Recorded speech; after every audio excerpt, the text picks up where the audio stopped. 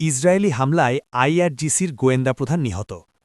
ইরানের বিপ্লবী গার্ড বাহিনীর আইআরজিসির গোয়েন্দা প্রধান মাজিদ খাদেমি নিহত হয়েছেন। ইসরায়েলের প্রতিরক্ষামন্ত্রী ইসরায়েল কাদস এবং সামরিক বাহিনী আইডিএফ আনুষ্ঠানিকভাবে এই হত্যাকাণ্ডের দায় স্বীকার করেছে।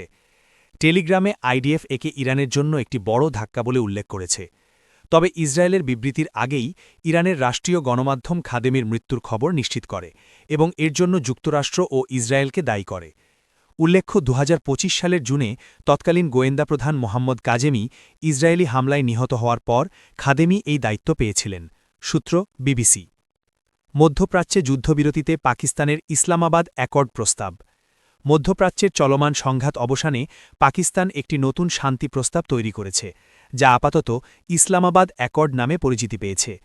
রয়টার্সের সূত্রমতে সংঘাতের সমাপ্তি টানতে পাকিস্তানের সেনাপ্রধান ফিল্ড মার্শাল আসিম মুনির রাতভর মার্কিন ভাইস প্রেসিডেন্ট জেডি ভ্যান্স, মার্কিন বিশেষ দূত স্টিভ উইটকফ এবং ইরানের পররাষ্ট্রমন্ত্রী আব্বাস আরাকচির সঙ্গে যোগাযোগ করে এই প্রস্তাবের রূপরেখা বিনিময় করেছেন। প্রস্তাবটির মূল রূপরেখা: ২ ধাপের চুক্তি। প্রথমে অবিলম্বে যুদ্ধবিরতি কার্যকর হবে, এরপর চূড়ান্ত চুক্তি হবে। সম্ভাব্য সময়সীমা: সোমবারই প্রস্তাবটি চূড়ান্ত ও কার্যকর হতে পারে। হরমুজ প্রণালী: যুদ্ধবিরতি কার্যকর হওয়ার সঙ্গে সঙ্গেই হরমুজ প্রণালী খুলে দেওয়া হবে।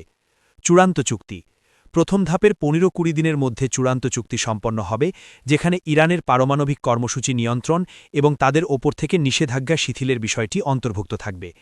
এ বিষয়ে যুক্তরাষ্ট্র, ইরান বা পাকিস্তান তাৎক্ষণিকভাবে আনুষ্ঠানিকভাবে কোনো মন্তব্য করেনি। সূত্র রয়টার্স।